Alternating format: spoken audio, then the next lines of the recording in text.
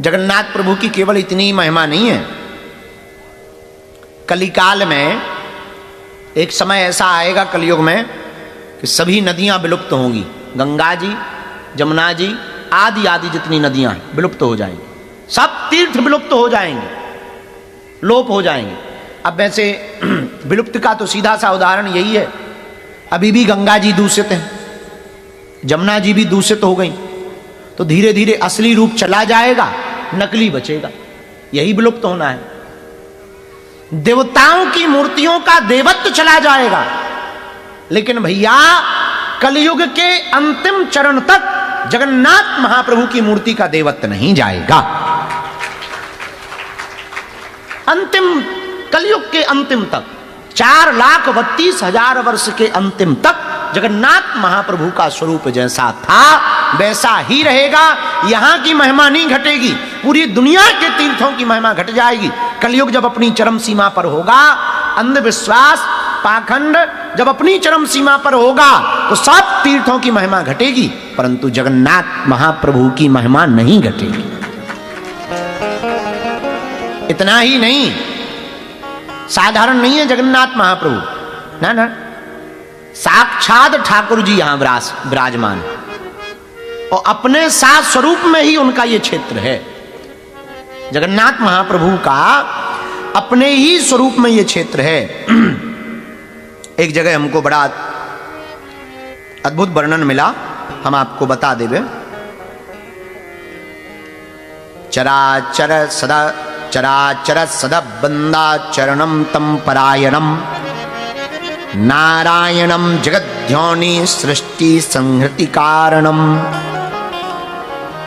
भगवान जो जगन्नाथ जी की मूर्ति है वो दारुक नाम के पेड़ से बनाई जाती है। दारुक, यहां उड़िया भाषा में उसको दारुक कहते हैं, पर हिंदी में उसे नीम कहते हैं, पर उड़िया भाषा में दारुक।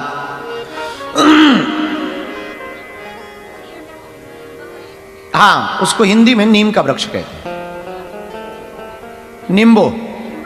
निम्बा। हाँ, तो दारुक वृक्षों का वर्णन शास्त्रों में मिला।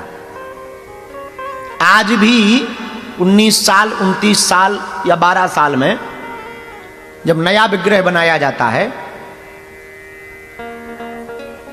कभी 12 साल में, कभी 19 वर्ष में, अभी जो लास्ट हुए 15 साल में हुआ, 19 साल में, अभी 19 साल, कभी 12 वर्ष में, कभी 19 वर्ष में भगवान का नया विग्रह बनाया जाता, स्थापित किया जाता।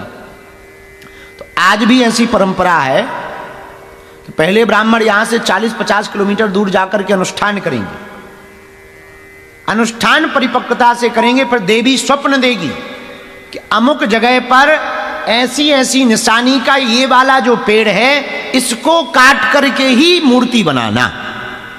आज भी तब जाकर के वह वृक्ष को पहले ब्राह्मण अनुष्ठान करते हैं, फिर स्वप्न आता है, और जब तक स्वप्न ना आवे तब तक कठोर ब्रह्मचर्य का पालन करके अनुष्ठान करते हैं, और जब स्वप्न आ जावे तो उसी स्वप्न को एक एक करके कापी में लिखते हैं, फिर उस वृक्ष को खोजा जाता है, जैसा जैसा स्वप्न आया फिर उसको ही काट करके आज भी श्री ठाकुर जी का विग्रह बनाया जाता है। इतना ही नहीं, जगन्नाथ महाप्रभु की बहुत महिमा है। कोई भी एक रात्रि श्री जगन्नाथ महाप्रभु की इस भूमि में निवास कर लेवे तो वो सात स्वरूप ठाकुर जी के धाम को जाता है। और इतना ही नहीं, कितनों अपराध जीवन में बन गए होवे, पर भैया कोई भी एक बात इसके पहले हम आपको बता दें, केवल जगन्नाथ जी में नहीं, कभी वृंदावन की महिमा पढ़ना। तो जैसे वृंदावन में एक जगह वर्णन आया कि वृंदावन में जीव जंतु भी जो प्रवेश करते ना वो भी ठाकुर जी हो जाते, वैसे ही जगन्नाथपुरी निवास जो करता है वो भी साक्षात भगवान जगन्नाथ बन जाते हैं, सात स्वरूप हो जाता है। और ये बड़े मलूक हैं। अच्छा, एक बात और, आप विग्रह देखो, अभी टीवी वाले दिखाएंगे, कल हम कहेंगे नितिन जी को, अगर आप लोग सुन रहे हो तो एक टीवी लगवा दो यहाँ बगल में, जहाँ साउंड रखे ना बगल में, तो अगर पीछे वालों को ना देखे तो कम से कम टीवी पे देखें। हाँ, अभी आप देखो, भगवान का विग्रह, इनकी बड़ी बड़ी आंखें एकदम ऐसे। अच्छा, हम विचार कर रहे थे कि इनकी आंखें इनकी बड़ी बड़ी क्यों हैं जगन्नाथ महाप्रभु की। तो हमें एक बात समझ आई, अपनी मति है, बुरा ना मानना, सबके अपने अपने भाव होते हैं। हमारा ऐसा भाव है कि आंखें फाड़ फाड़ के देख रहे कि कौन कौन आया है।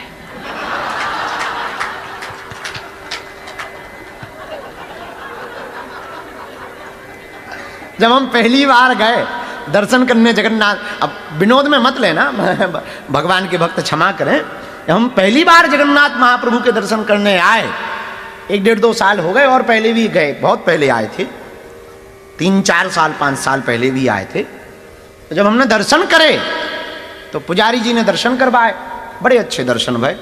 तो खंबे के बगल से टिके टिके हमने खूब दर्शन करे, तब उतने ज्यादा लोग हैरान भी नहीं करते। तब हमने बड़े गौर से देखा तो बड़ी बड़ी आंखें। तो हम भीतर ही भीतर बात करते रहते, हम कहा काओ गरग जी भगवान कैसे लग रहे, तो भीतर से ही हम जवाब दे बहुत बढ़िया। तब फिर पूछा काओ गरग जी ये भगवान की आंखें इतनी बड़ी बड़ी क्यों, बाकी जगह नहीं है। तो हम भीतर ही से ही जवाब दे, हम कि वो देख रहे कौन आया है कौन नहीं है। पर हमें एक बात, ये तो हो गई भाव की बात, पर एक बात और सच भी यही है, ठाकुर जी बड़ी बड़ी निगाहें करके अपने भक्तों के दुखों और पीड़ा का हरण करने को बैठे।